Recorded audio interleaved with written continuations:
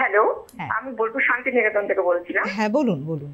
হ্যাঁ, বলছি আমার 57 ইয়ার, বাট আমার চুলটা খুব প্রবলেম হচ্ছে, চুল উঠে যাচ্ছে নতুন ভাবে, আর হেয়ার গ্রোথ হচ্ছে না।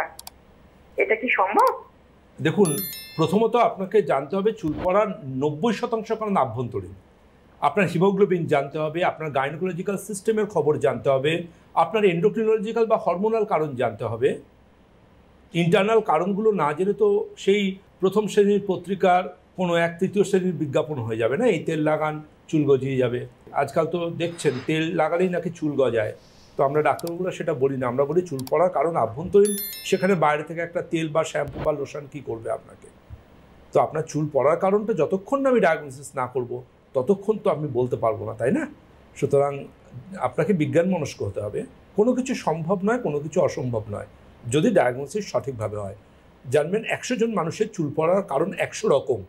যার হিমোগ্লোবিনের জন্য চুল পড়ছে তিনি একটা তেল লাগাবেন আর চুল গজিয়ে যাবে। সেদিন গজাবে যেদিনকে আমরা ডাক্তারবাবুরা নই, যেদিনকে গল্পের গরুরা গাছে উঠবে। যার পলিসিস্টিক ওভারি আছে, যার গাইনির প্রবলেম, কী করে হবে? কোনোদিনও সম্ভব নয় সেটা। এটা কিন্তু মনে রেখে আপনার চলতে হবে।